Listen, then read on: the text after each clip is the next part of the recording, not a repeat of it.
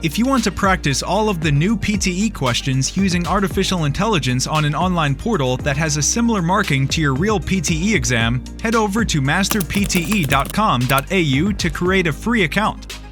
Here, you can practice all 4 sections separately and receive instant feedback for all of your speaking, writing, reading, and listening. You can also view and compare your answers with others who have already succeeded in achieving a high score. Download 9090 Band's template for speaking, writing, and listening. Take mock test, receive instant result, overall feedback, and in-depth analysis which helps you pinpoint exactly where you lose points.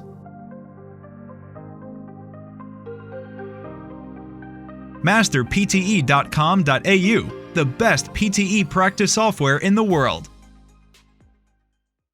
Now biology or the study of biology is responsible for some of the most profound insights that humans have about the world around them.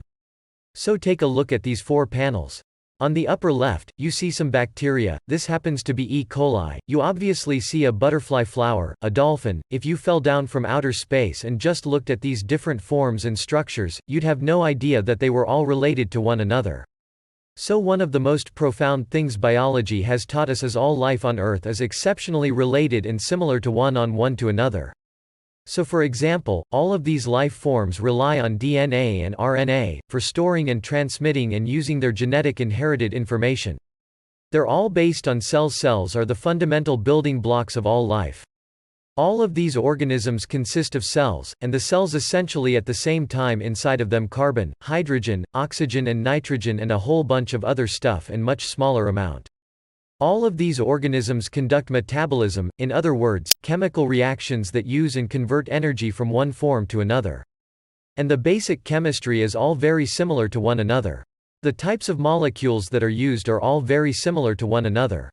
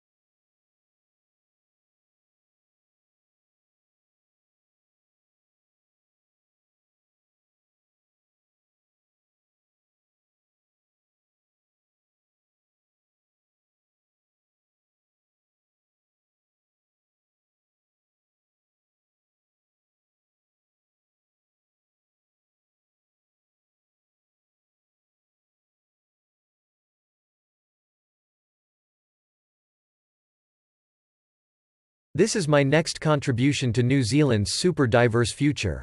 The status quo is not sustainable. Super diversity stop take, which I will talk to you about now, is designed to help us to adapt to a super diverse New Zealand to make sure that we fit for the future. Because New Zealand is super diverse right now, predominantly in Auckland, but actually throughout New Zealand here, we're already 50% Maori Pacifica and Asian. 44% are not born in New Zealand, and we have over 200 ethnicities. Now the definition academically of super diversity is 25% not born in New Zealand, 100 ethnicities. So we are almost double that number already. And Auckland will continue to become younger and browner as the Anglo-Saxon population ages and shrinks. So the mega trend here is not age. And the myth, the mega trend here is not urbanization, the mega trend is demography. It's a necessity. And we need to get our head around that, because most of the benefits from super diversity that we as a country are enjoying at the moment, such as greater innovation, productivity and advancement, increase New Zealand's financial capital, whereas most of the challenges from super diversity adversely affect New Zealand's social capital. However, if you don't mitigate the challenges to use social capital, you are not going to maximize sustainably the diversity dividend benefits for your financial capital.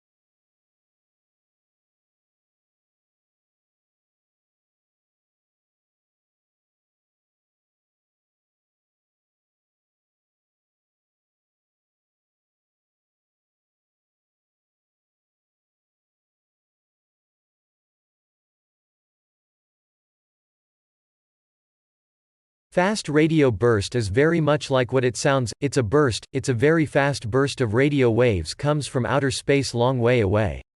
And by fast, I mean really fast. So it starts and stops in about 1/1000th of a second. So you click your fingers and it's finished. First radio goes to a real mystery. We don't really understand exactly where they come from, or what actually makes them. And there's a lot of open questions that we really don't have an answer for. There are probably more theories about what makes fast radio burst, but then there are actual detections of these things. So since 2007, we've only had 20. But there are probably 30 or 40 different theories on what makes them. The most interesting thing about this burst is the fact that we found that we Australian square kilometre array pathfinder, so that is, it wasn't really obvious that we will be able to do this, as well as we ended up being able to do it. So this telescope is really a fantastic telescope. In fact, it's probably the best telescope on the planet at the moment for finding these bursts. And so whereas in the past, it's taken 10 years to find 20 bursts, once we're really going with this new instrument we'll be able to find them much more quickly whenever you can do 1 or 2 every week, and that will blow up in the field. So that will make it a much more. We'll be able to do much more detailed studies of these things, get better statistics, hopefully understand what they are and where they're coming from.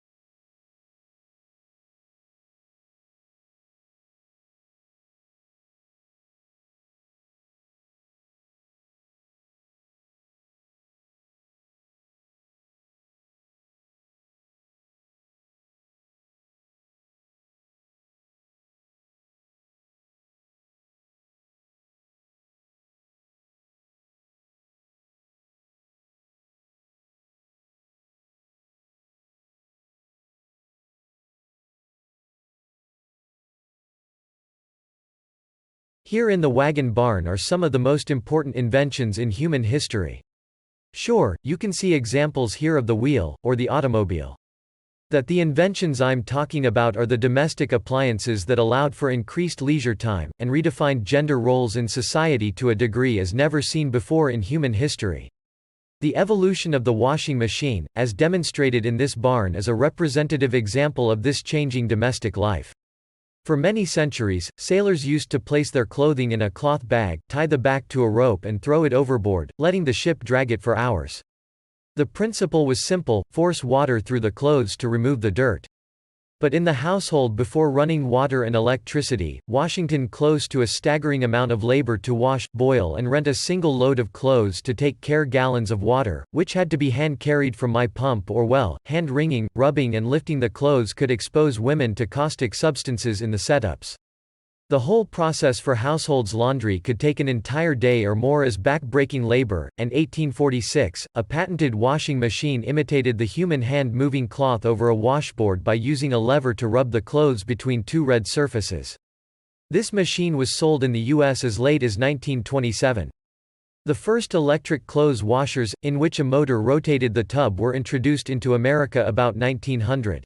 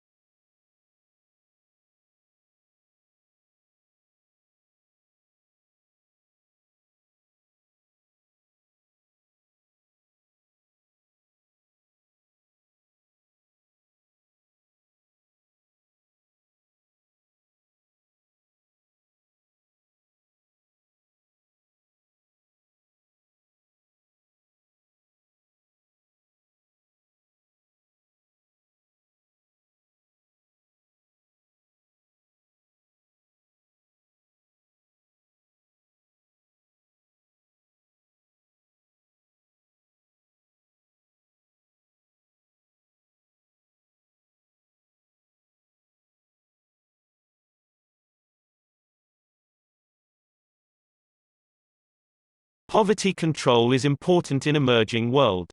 In the development in the year 2000, China has promised to reduce half the poverty and the goal has been met.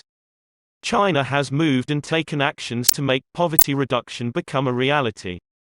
China also created a lot of middle-income people and opportunities to other countries. China also benefits other economies, such as Australia.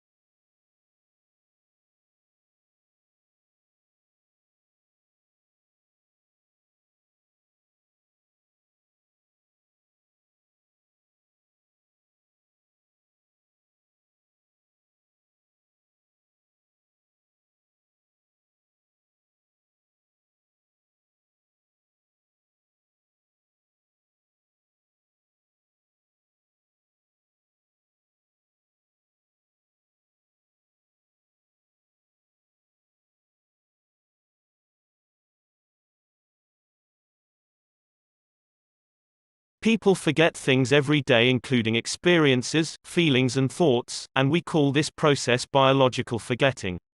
Remembering is hard for people, and people try to overcome biological forgetting. Humans' memory is not fixed, but it can be reconstructed and shaped by the past. People can capture precise things for a long period.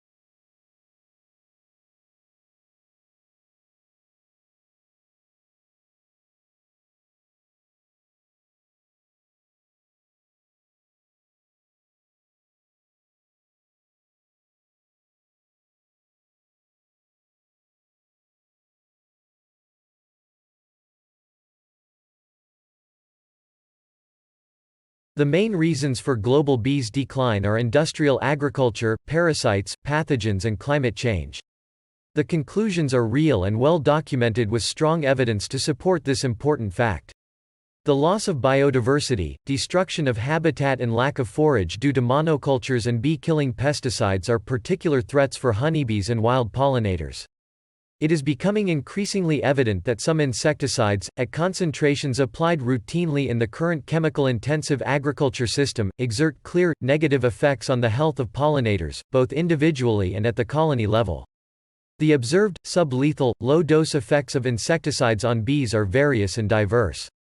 Most importantly, the main drivers of the decline are varied depending on different species, and people are becoming aware of the problems in order to take some actions before huge loss to our agriculture occurs.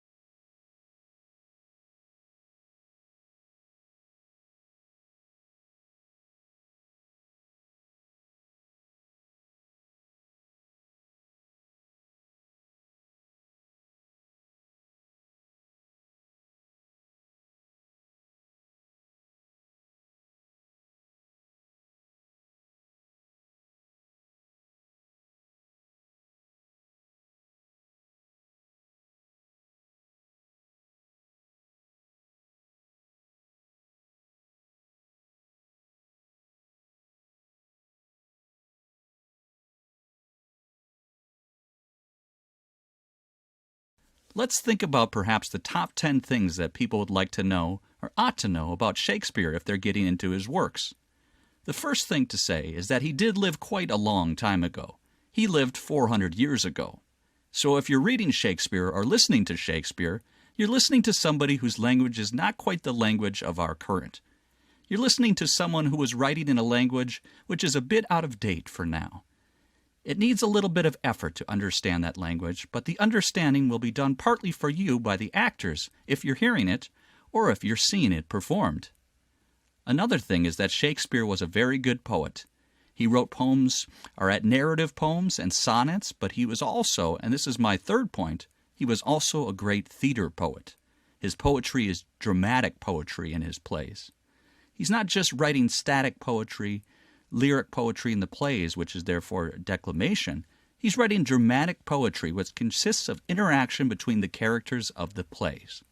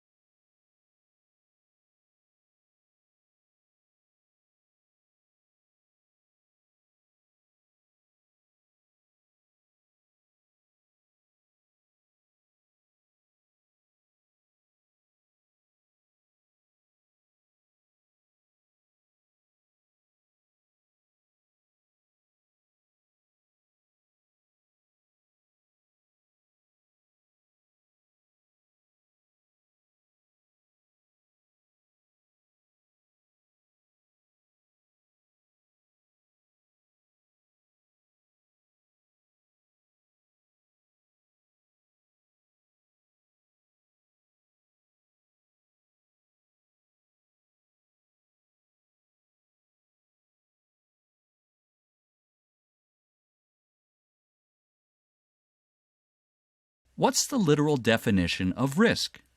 Business schools use risk analysis. So what do you mean by risk? And we need a dictionary. When you look at the dictionary, this is literal definition of risk. What it says is, the definition, for example, the possibility of injury, a dangerous element or factor, chance of, degree or possibility of such loss, and so on. So risk has two parts.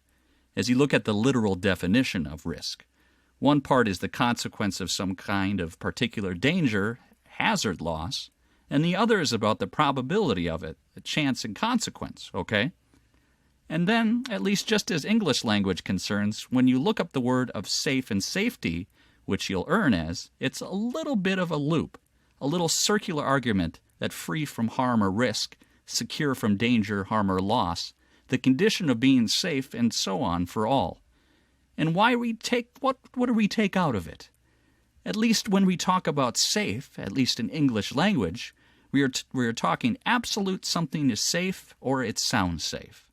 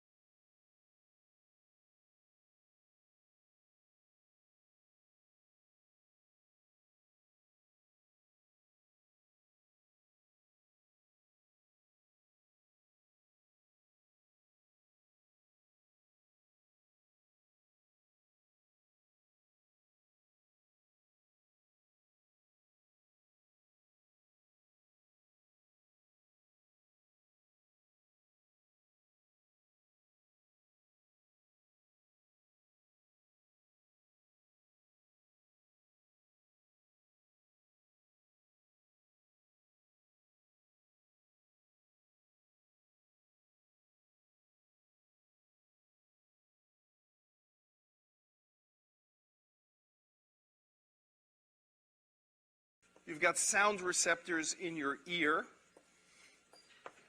and they're beautiful. We're not going to talk about them at any length, but there's little flappy, these little spiky things going along in your ear, and they can translate vibrational energy coming from your ear, hitting your eardrum, being translated into a vibration in the fluid in your ear, into a physical motion of these little receptors there, into an electrical motion, into an electrical signal that goes into your ear. So all that's pretty impressive stuff. We're not going to talk about the details of it, but I invite some of you who want to learn more about this, particularly MIT students, I think, find receptors to be really quite remarkable.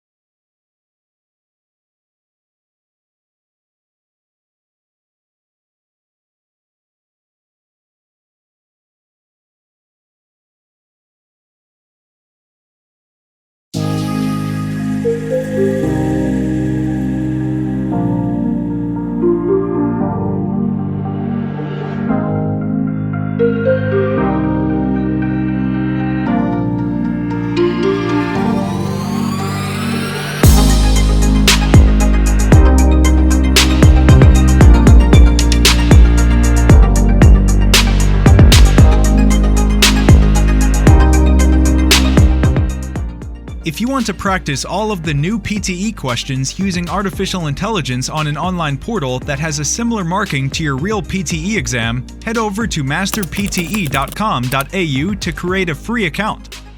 Here, you can practice all 4 sections separately and receive instant feedback for all of your speaking, writing, reading, and listening. You can also view and compare your answers with others who have already succeeded in achieving a high score. Download 9090 Band's template for speaking, writing, and listening. Take mock test, receive instant result, overall feedback, and in-depth analysis which helps you pinpoint exactly where you lose points.